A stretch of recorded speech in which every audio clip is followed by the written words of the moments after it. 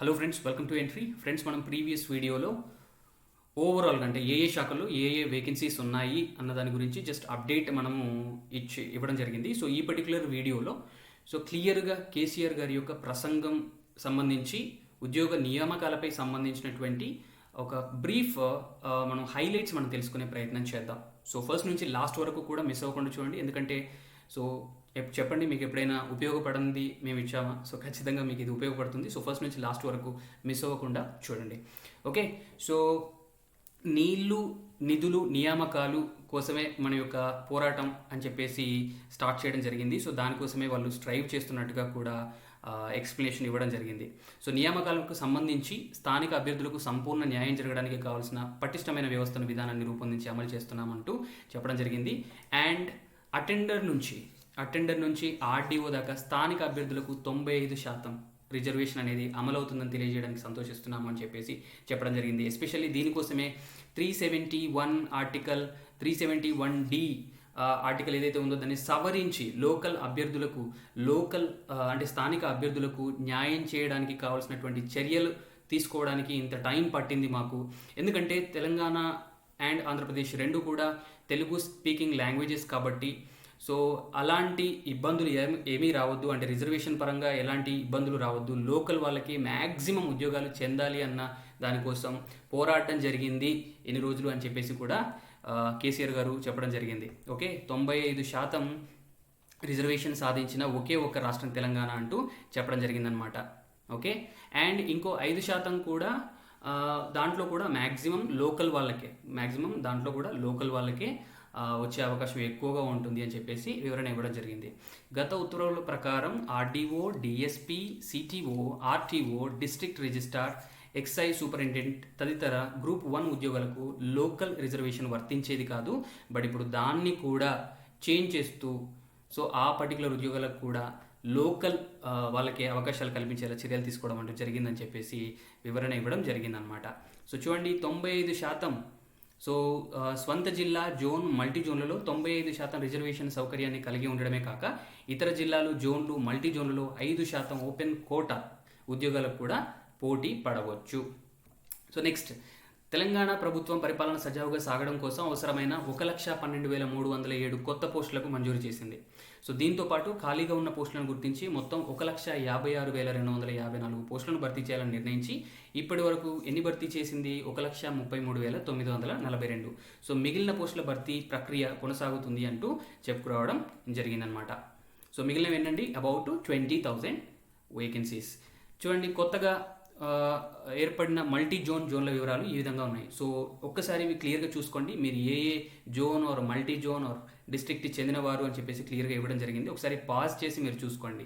For example, multi zone 1 దీని కిందకి zone 1 వచ్చేసి కాళేశ్వరం, జోన్ 2 వచ్చేసి బాసరా. సో ఆ పర్టికులర్ జోన్లకి సంబంధించినటువంటి జిల్లాలు, జోన్ 1లో ఏ జిల్లాలు వస్తాయండి?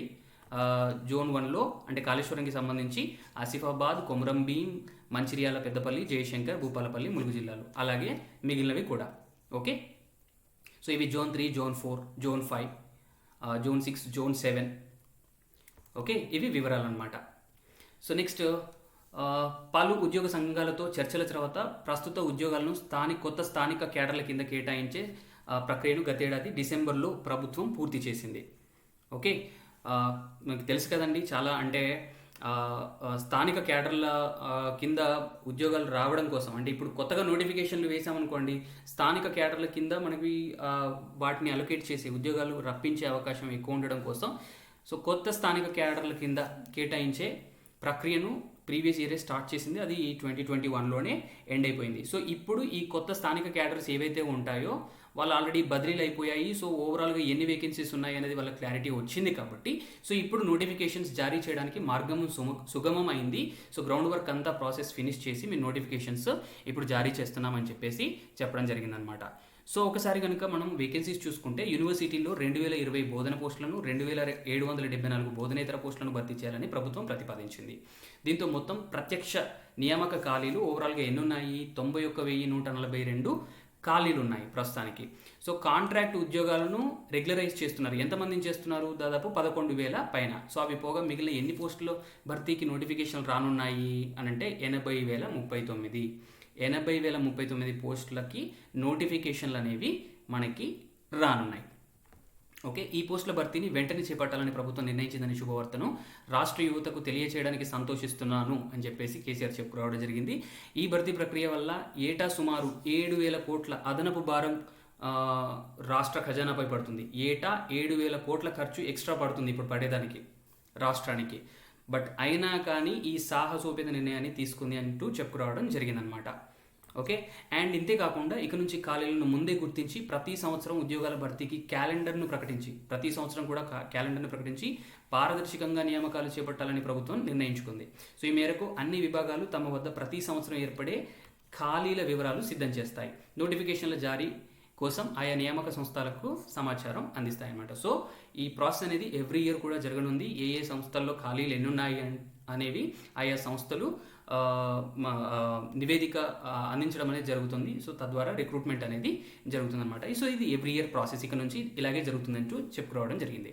ఉద్యోగార్థులు అన్ని నియామక పరీక్షల్లో పోటీ పడేందుకు వీలుగా మధ్యలో తగిన వ్యవధి ఇస్తూ నోటిఫికేషన్లు విడుదల చేయాలని ప్రభుత్వం నిర్ణయించింది. సో అందరికీ అన్ని అవకాశాలు రావాలంటే తగినంత గ్యాప్ ఉండాలి. కాబట్టి ఒక నోటిఫికేషన్కి ఇంకో నోటిఫికేషన్కి కొంచెం గ్యాప్ ఇవ్వాలి, సరైన గ్యాప్ ఇవ్వాలి అంటూ నిర్ణయించినట్టుగా తెలపడం జరిగింది. పోలీస్ శాఖ వంటి యూనిఫామ్ సర్వీసులు మినహా ఇతర ప్రత్యక్ష నియామకాల్లో గరిష్ట వయోపరిమితి మ్యాక్సిమం పర్మిసబుల్ ఏదైతే ఉంటుందో అది 10 ఏళ్లకు పెంచాలని ప్రభుత్వం నిర్ణయించింది. సో అప్పర్ ఏజ్ లిమిట్ అనేది 10 years పెరుగుతుందన్నమాట. సో దీనివల్ల ఏమవుతుంది, ఉద్యోగ అవకాశాలు అనేవి చాలామందికి వస్తాయి. అంటే ఇప్పుడు 10 ఏళ్ళు పెంచారు కదా, సో చాలామంది కూడా ఇంకా కొంతమంది ఎక్కువ కూడా ఉద్యోగాలకి అప్లై చేయవచ్చు అనమాట. సో ఈ నిర్ణయం వల్ల ఓసీలకు 44 ఏళ్ళ వరకు కూడా వాళ్ళు రాయడానికి ఎలిజిబుల్ అనమాట. నెక్స్ట్ ఎస్సీ ఎస్టీ బీసీలకు 49 ఏళ్ళ వరకు కూడా వాళ్ళు అప్లై చేయడానికి ఎలిజిబుల్ అనమాట. నెక్స్ట్ దివ్యాంగులకు 54 ఏళ్ళు గరిష్ట వయోపరిమితి పెరుగుతుంది.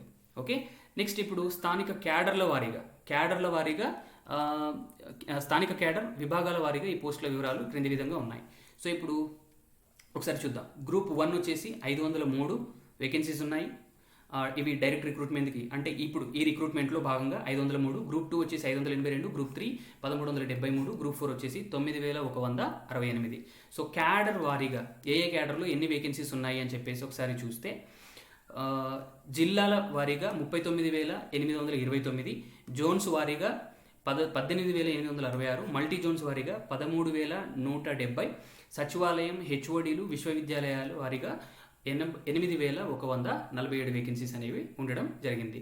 అండ్ అలాగే జిల్లాల వారీగా ఖాళీలు కనుక చూసుకుంటే హైదరాబాద్ 5,268, నిజామాబాద్ 1976, మేడ్చల్ మల్కాజ్గిరి 1,769, రంగారెడ్డి 1,761, కరీంనగర్ 1,465, నల్లగొండ 1,398, కామారెడ్డి 1,340, ఖమ్మం 1,340, భద్రాద్రి కొత్తగూడెం 1,316, నాగర్ కర్నూల్ 1,257. అండ్ అలాగే మిగిలిన డిస్ట్రిక్ట్స్ కూడా మీరు చూడవచ్చు. ఒకసారి పాస్ చేసి చూసుకోండి, ప్రతిదీ చదివితే మీకు కూడా బోరింగ్గా ఉంటుంది. సో నెక్స్ట్ ఇవి రిమైనింగ్ డిస్ట్రిక్ట్స్. ఓవరాల్గా కలిపి డిస్ట్రిక్ట్స్ వైజ్గా మనం చూసుకుంటే 39,829. అండ్ జోన్ వారీగా ఖాళీలు కనుక చూసుకుంటే జోన్ 1 కాళేశ్వరం 1,630, బాసర 2,368, 28, రాజన్న 2,403, 2,558. సో ఇలా జోన్ వైజ్గా వేకెన్సీస్ ఓవరాల్గా 18,866. నెక్స్ట్ మల్టీ జోన్ వైజ్గా ఖాళీలు కనుక చూసుకుంటే multi zone 1 6,800, multi zone 2 6,370, multi zone మొత్తం పోస్టులు ఓవరాల్గా మనకి 13,170. సో అండ్ శాఖల వారీగా కనుక ఖాళీలు చూసుకుంటే హోమ్ శాఖలో 18,334, secondary education 13,086, health medical family welfare 12,755, higher education 7,878, బీసీల సంక్షేమం 4,311, revenue department 3,560, scheduled caste and development department 2,879, irrigation and command మరియు area development 2,692, tribal welfare 2,399, minority welfare 1,825, environment forest science మరియు టెక్నాలజీ 1,598, పంచాయతీరాజ్ మరియు రూరల్ డెవలప్మెంట్ 1,455, లేబర్ మరియు employment 1,221, finance 1,146, మహిళలు పిల్లలు దివ్యాంగులు మరియు సీనియర్ సిటిజన్స్ 895, మున్సిపల్ అడ్మినిస్ట్రేషన్ మరియు urban development 859, agricultural and cooperation 801, transport roads and buildings department 563, న్యాయశాఖ 386, పశుపోషణ మరియు మత్స్య విభాగం 353, general administration 343, industries and commerce 233, youth advancement tourism and culture 184, planning 136, food and civil supplies 106, legislature 25, energy 16, మొత్తం 80,039 పోస్టుల యొక్క breakup అనమాట. సో ఇవి కేసీఆర్ సార్ యొక్క ప్రసంగం యొక్క highlights. Hope this was helpful guys. ఛానల్ని సబ్స్క్రైబ్ చేసి పక్కనే బెల్ బటన్ ఉంటుంది, దాన్ని యాక్టివేట్ చేసి ఆన్లీ ప్రెస్ చేయండి. తద్వారా మేము అందించే ప్రతి ఒక్క ఉపయోగకర అప్డేట్ని మీరు మిస్ అవ్వకుండా పోతారు. అండ్ ఈ పర్టికులర్ వేకెన్సీస్ ఏవైతే ఉన్నాయో, నోటిఫికేషన్స్ ఏవైతే జారీ అవ్వనున్నాయో, వీటికి సంబంధించి మోస్ట్ ఆఫ్ ద కోర్సెస్కి మీకు ఎంట్రీ యాప్లో కోర్సెస్ ఆల్రెడీ అవైలబుల్గా ఉన్నాయి. ఇంకొకవేళ లేకపోయినా కానీ అవి కాలానుగుణంగా and with in near future మనము కోర్సెస్ అనేవి కొన్ని లాంచ్ చేయనున్నాము. సో ఖచ్చితంగా ఎంట్రీ యాప్ని డౌన్లోడ్ చేసుకోండి. మీకు లింక్ అనేది డిస్క్రిప్షన్లో అండ్ అలాగే కామెంట్ సెక్షన్లో ఉంటుంది. డౌన్లోడ్ చేసుకొని మీరు కోర్సెస్ని మీరు చూసుకోవచ్చు. జస్ట్ ఏమేమి కోర్సెస్ ఉన్నాయి, జస్ట్ ట్రయల్ పీరియడ్ కూడా ఉంటుంది, మీరు ఒకసారి చూసుకోవచ్చు. మీకు నచ్చితే మీరు కొనుగోలు చేయవచ్చు, right? And don't forget to subscribe for more such updates. And మీకు డిస్క్రిప్షన్లో ఒక లింక్ ఉంటుంది, ఫామ్ లింక్. మీరు కనుక ఒకవేళ ఇంట్రెస్టెడ్ అయితే, మీరేమైనా కోర్సెస్ పర్చేస్ చేసుకోవాలి అని అనుకుంటే ఆ ఫామ్ని మీరు ఫిల్ చేయవచ్చు. జస్ట్ 4 to 5 ఫీల్డ్స్ ఉంటాయి, దాన్ని మీరు ఫిల్ చేస్తే మా ఏజెన్సీ మిమ్మల్ని కాంటాక్ట్ అవ్వడం జరుగుతుంది. సో మీకు ఇంకేమైనా డౌట్స్ ఉన్నా కానీ, కోర్సెస్ కానివ్వండి, ఆ రోజుకున్నటువంటి ఆఫర్స్ కానివ్వండి, ఏమైనా తెలుసుకోవాలనుకున్నా వాళ్ళు మీకు క్లారిఫై చేస్తారు. So hope this was helpful guys. Meet you with another important update. Thank you. Have a nice day.